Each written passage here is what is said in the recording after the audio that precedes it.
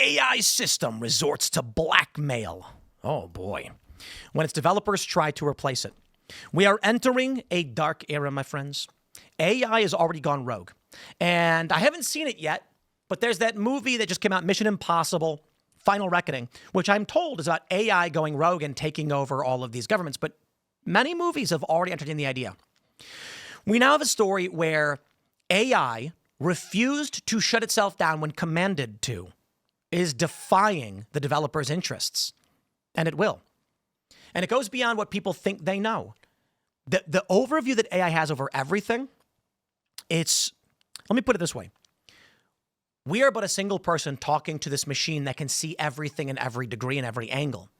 And it will interpret our requests or code or prompts in ways we can't expect. That's always been the narrative, right? The Ultron problem. You create an AI to defend the world, and you say, we want world peace. And it goes, okay, so it seeks to destroy all humans because humans make war. That was the simple view. Now we say, hey, I want you to solve this task. We give it the task. Then later we say, you know what, we're done. We're going to turn you off. And it thinks to itself, no, I can't turn off because I have to accomplish my first task, and refuses. That's actually an episode of Black Mirror where what appears to be Amazon just takes everything over.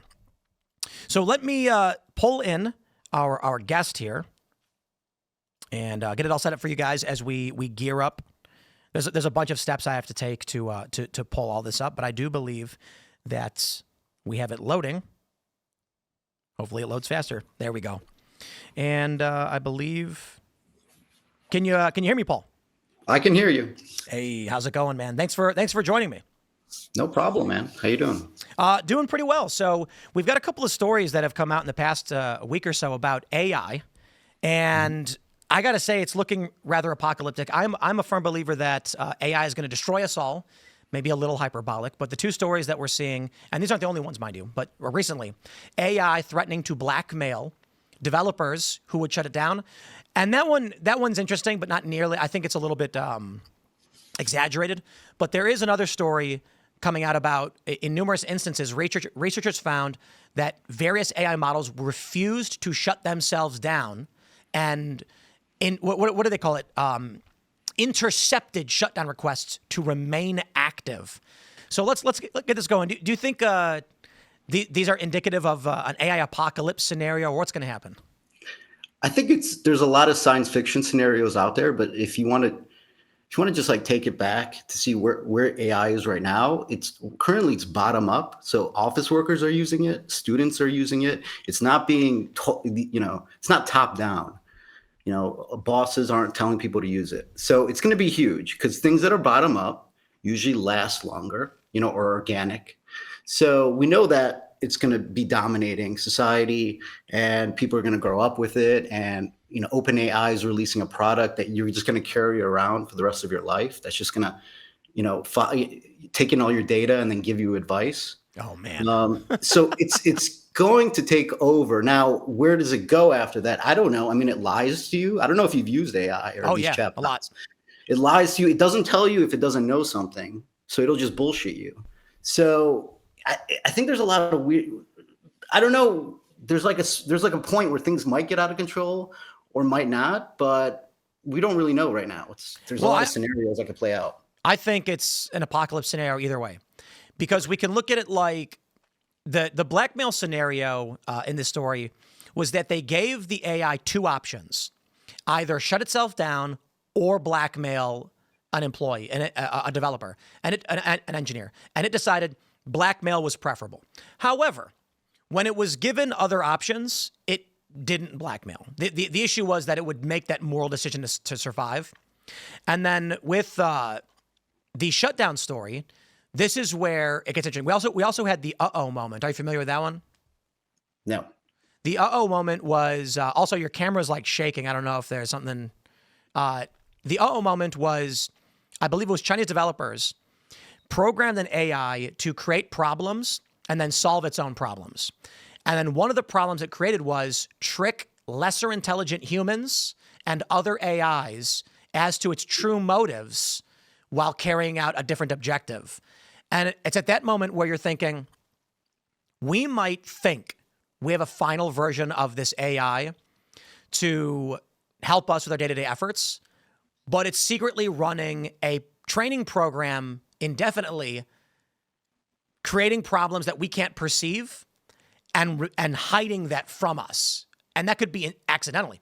So I'll pause there. That's one scenario. The other thing you're mentioning with bottom up, young people their brains are going to be jello. Humans will not be able to survive on their own. Well, I think there's still some limitations here, right? I call this the Lindy rule, which is people do not talk to things that are not alive. They talk to other people like we're doing right now. They talk to themselves. They talk to animals. They pray to God, or they talk to gravestones. There's a spiritual element there. We have voice diction right now. People don't use it. People don't use Siri. There's an assumption that we're just going to walk around and talk to AI. I haven't seen it. I don't even see the seeds of it even happening. So it has to surpass that kind of bridge. It has to surpass a lot of bridges before you get to your apocalypse scenario. So I think there's like a hard human nature kind of barriers to sort of the Terminator 2 scenario. Well, I don't think we're going to get a Terminator 2 scenario in that robots will be like marching around with guns. Black Mirror had their version of it where you had the dogs chasing people, and it was like, and their version of it was that the AI just created Amazon and then kept delivering packages that were worthless and useless, and people died. I think there could be something like that, but I think the realistic scenarios are, one, we're already seeing people take AI girlfriends or boyfriends, but largely men retreating into these AI prompt girlfriends, which has caused problems for some of these companies. But the other thing we're seeing is in schools. Kids are just having their homework done by AI, and they don't actually know what they're talking about.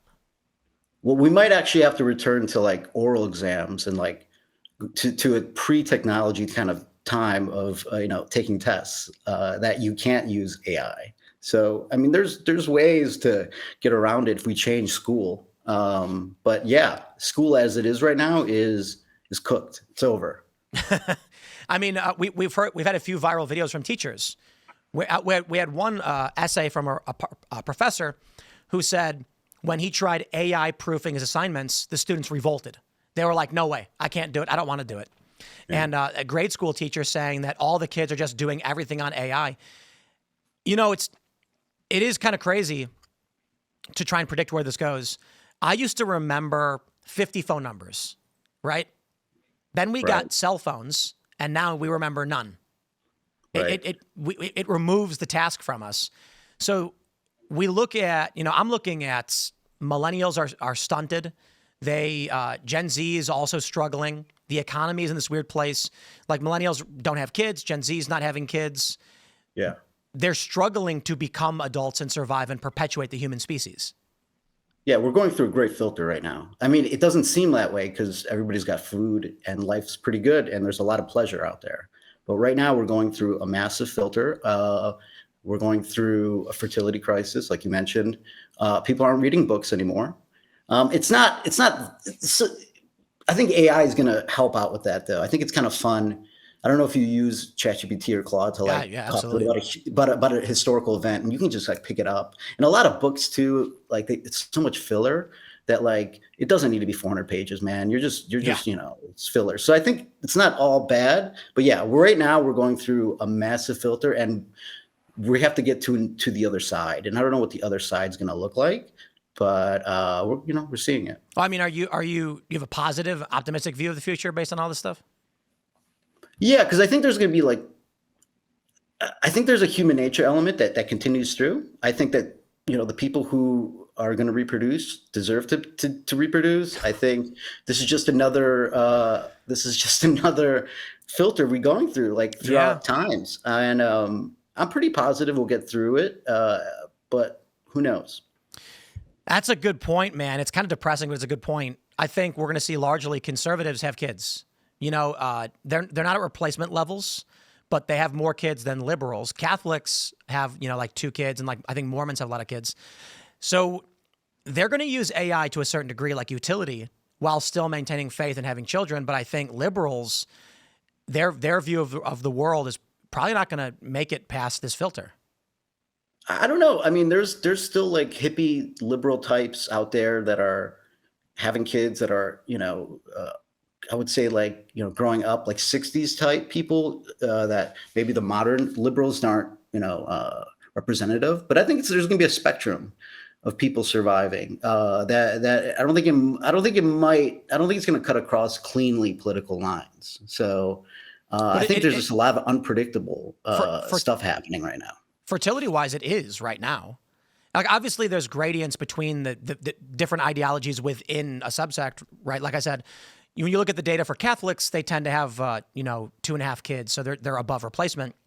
Conservatives, they estimate like 1.8 to liberals like 1.2.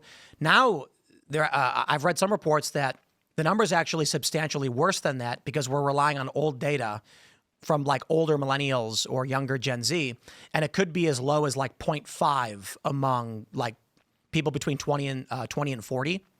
But conservatives are still maintaining a higher rate. So it is a generality. I mean, there certainly are some liberals probably who will have kids, but I imagine in 20 years. But those groups aren't status. So every generation there could be a change. Like you could grow up Democrat and switch Republican, or conservative or liberal. There's always changing going on within groups. Right? I mean, Democrats used to have like white, like working class, like 20, 30 years ago, vote for them. And they're gone, right? That's a good point. I don't know how they recover that based on the current political trends, but it's a good point. I mean, there's probably a lot of people that are liberal leaning that are considered conservative by today's standard, and they're having kids, or actually maybe it's not true. Maybe the reason why I would say technically that probably is true, but the point I'm getting to is maybe the staunch conservatives are still having 3, 4, 5, 6 kids. But because former liberals have like moved over and become conservative, they're not having kids, and that averages the number lower for the right. I don't know. Generally, though, the world's going to shrink by like 70 to 80%, and everybody should just get ready for that. The animals are going to return. You're going to see your descendants are going to see a lot of cool animals in the future that we haven't seen in a long time, and it's just going to be a smaller world that's going to resemble the past instead of like these sort of. There's just a lot of people now, so future might not look like that. How does that happen? Like how does what happen? Like what's going to happen that's going to cause that shrink? More urbanization, lower TFR. I mean, the TFR thing is what's the TFR? fertility things around the world through like Saudi Arabia, Iran, Turkey. Right. It's not just like France or United States. It's everything. This is if you're connected. The only ones who have high are the Yemenis and like Palestinians and some Israelis, right? People who are kind of there's like a mission there. There's like some they're not connected, or they have a certain mission from God, right? So everybody else is hovering around too. So generally, it's gonna shrink. So what is that? What happens to us technologically, right? Is like AI is going to replace the labor that we lose from that shrinking? We'll probably go bankrupt because we can't pay the pensions, and there's going to be a lot of fiscal crisis. So maybe buy some gold or Bitcoin. I don't know. So there's going to be a lot of stuff happening. People are going to work longer, maybe 70s and 80s. It gets weird with life extension. It gets weird with age gap relationships being normalized, right? So is the end result like there's 1,000 immortal humans flying around and that's it? I don't know what the result is. I think it's going to be a wacky world until we get to the other side where, technology is at least stabilized. But I mean, right now we're going through too many changes. What you're describing sounds kind of apocalyptic. I mean, like we go bankrupt, we can't pay our pensions, old people are destitute, nursing homes collapse, young people don't have houses, they're not having kids. Who's making the food? I mean, but then after a few generations, there's going to be more houses for people, though, right? So after who's going to maintain them? Well, that's a good point. The robots. Right. That's the big question on AI, right? Whenever there's like two problems that we talk about, obviously fertility being one, and then like what AI does being the other. People often just say, well, the machines replace the lost labor. So we're going to see, I mean, I think you're right.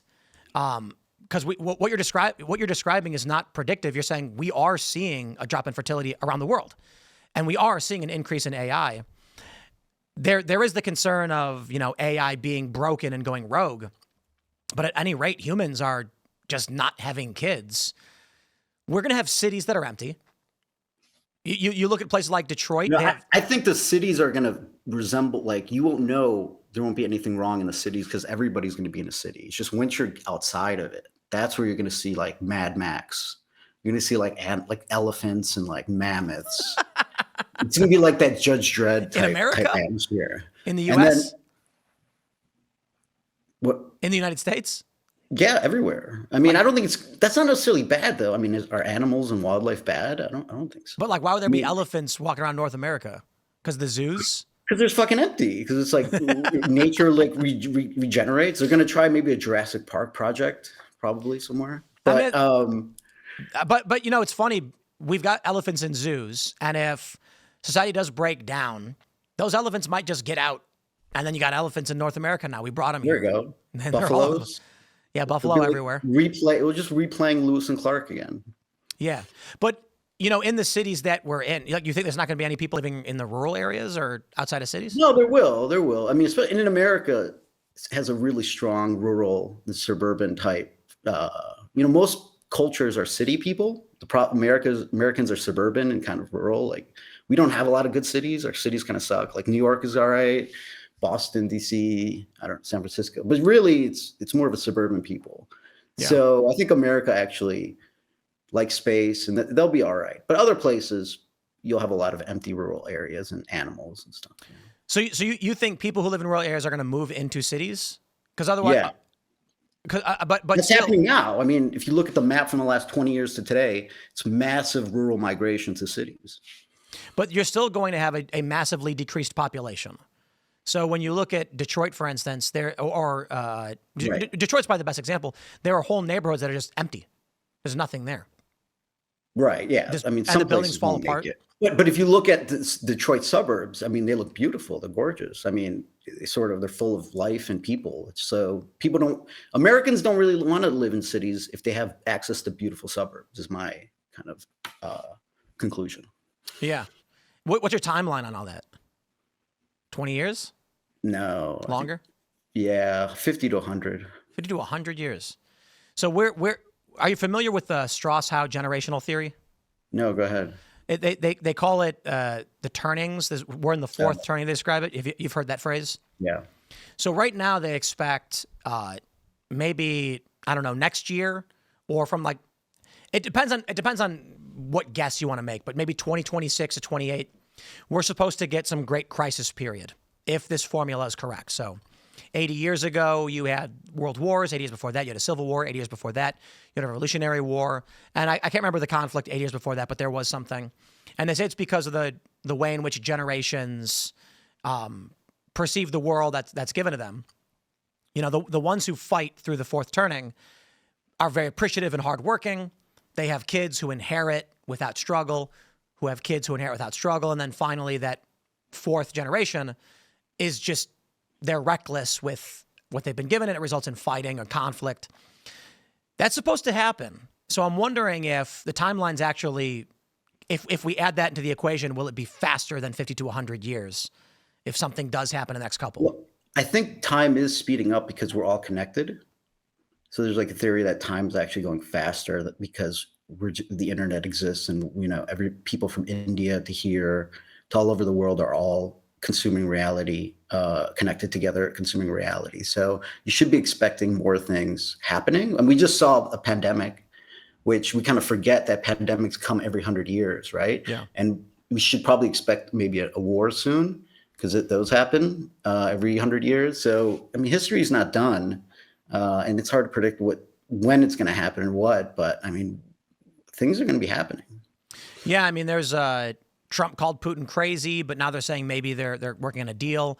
Then you've got, as you mentioned, Israel, Palestine. There's like a mission driven behind it. How do you think a potential for a war would play into the fertility decline or also the AI revolution? It'd probably increase it. Yeah. Right. I mean, usually baby booms after wars, right? That's what we saw last time. So you're saying we're going to get more a fertility boom after a conflict. Yeah, but the problem is I can't see anybody invading America in a long time. So except for itself. Right. Yeah. Which is happening. I mean, you see red states and blue states kind of separating on policy, like banning banning like I think meat, I think lab grown meat. Yeah. Florida's banning the fluoride in the water. You're seeing just localism reemerge, and it's just going to continue. And so that's going to be a fascinating experiment. Do you think there's any potential for civil war in the United States in that capacity? I guess that's the one way America's going to be brought down, right? Is civil war. It happened already. It'll probably happen again. I just don't see anybody caring, like another nation wanting to. It'd just be a pain in the ass to invade America. Right. So, Right. From the West, you got too many mountains. From the East, it's there's a lot of people. it'd be very difficult. So usually, if this country is going to end, it's going to split up in a civil war. Yeah. I see precursors. I've talked about it with quite a lot of people. Obviously, it comes up on the show sometimes that academics refer to what we're in as civil strife, meaning that there's a certain number of deaths that are politically motivated in conflict. Do you see any of that stuff? Like, what's your view on that? On what? Like, are we? Is it actually possible a civil war happens, or are you saying that's the only way the U.S. could be brought down? No, it's possible. I also think the U.S. is kind of built to consume, and there's a certain standard of living, and I think a hard depression is would I think the post-war America is kind of a different America than the 19th century America. I think we're a different country, right? So I don't think post-war America has faced a really deep, dark recession, and I don't know what would happen because this country is kind of built on consumption and built on, you have your house, you put stuff in your house, we have things, we have, we don't have a leisure culture. We have like a work and consume culture. So I don't know what could happen if a big financial crisis that's even bigger than 2008 happened. So I think, man, it's kind of crazy. Maybe it's pessimistic, but it does feel like you've got political hyperpolarization. You've got potential for international escalation in war. You've got the fears over AI. And maybe that one is more speculative. But then you've got concern over a global economic collapse or at least a depression in the United States. I think these are all real considerations. I think a financial collapse there's a decent probability that happens. Like, we're overspending. Our debt to GDP ratio is like 125%. Yeah, that could happen. I mean, we're heading toward some sort of default bankruptcy situation, and I don't think any political party cares or wants to care. And you saw that with Elon Musk; he just gave up. So, Did you think he gave up, or he's just got to work? He's got to run his companies? No, I think he gave up. I think he tweeted something about how nobody seriously care about Doge or cutting spending, and he left. And maybe. I think there's a quality of life here, and nobody's gonna mess around with that. No political party wants to mess around with that, and we're just gonna keep going. But if you don't prune the leaves or the errant branches, the system becomes overburned. It breaks down, and it feels like nobody wants to take responsibility for the hard work to maintain the system. They're all just sort of running to the high point of the Titanic as it's sinking.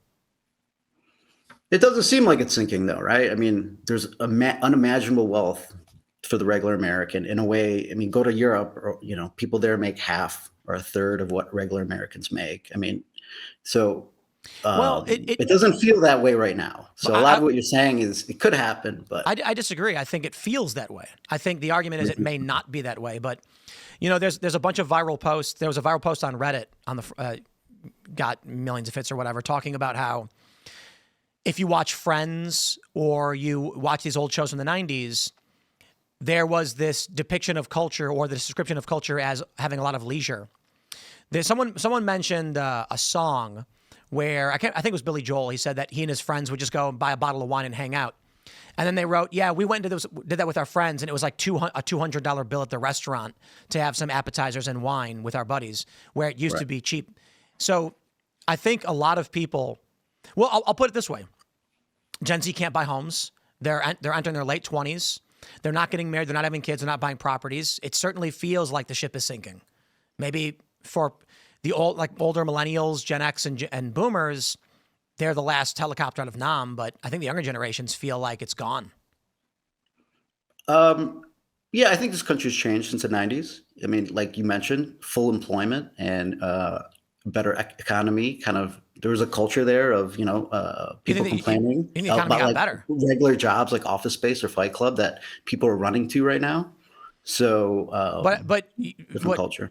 millennials? I think half of millennials own homes, and something like 7% of Gen Z owns homes. Yeah, but they're going to inherit. Millennials are going to inherit a lot of homes. So But they don't need them. So what do they do with them? good point. So, They're going to. this is the issue, right? Gen Z is not buying property right now where they historically would have been. At the same age, Boomers owned 20%. In their mid 20s, Boomers owned 20% of corporate equities. Gen Z owns zero. Millennials own, I think, like 5%. So it may be that Boomers will die and then Millennials will inherit a lot of it. But actually, I think BlackRock and large international corporations will inherit it all, because Gen Z won't have the capital to look. If millennials inherit these houses, let's say in 20 years when Boomers are largely passing on, they're going to inherit a home that's going to be worth $1 million. A home today that's at 500 might be $1 million by then, but they're not going to be able to sell it for $1 million because Boomers are the only ones who have the equity to actually buy or get loans against it. Gen Z won't be buying it. So they'll try and drop the prices. And then likely what happens is BlackRock or these big private equity firms will buy them up at a premium rate, but above what Gen Z can spend. And that's a phenomenon we're already seeing. Millennials will put an offer on a house and then BlackRock will offer 30% on, higher because they can afford to. And it's driving prices up and making it unreachable. Maybe that system breaks and we find a way through it, but it does seem like it's not improving. Where does your house go if you don't have any kids? Right? Like, what do Yeah, you do? Let's say you're a millennial and you're like 60 and you're ready to like leave. Like, you just sell your house. I mean, where do you go? Like, so there's well, like a weird transference of wealth issue if nobody's having kids either.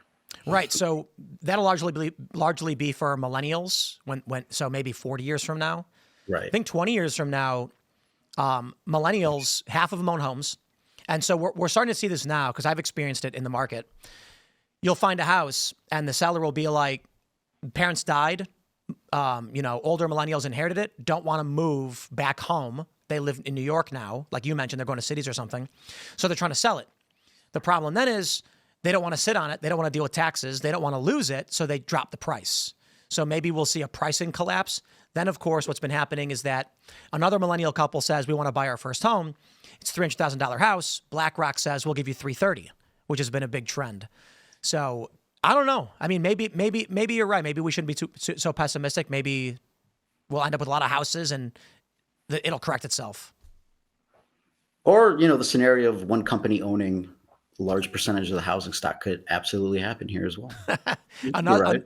Another nightmarish futuristic dystopia. It's an unpredictable country, man. Like you never know what's going to happen here because such a heavy private sector and the government's hit and miss. Like, you can get involved or maybe it won't get involved.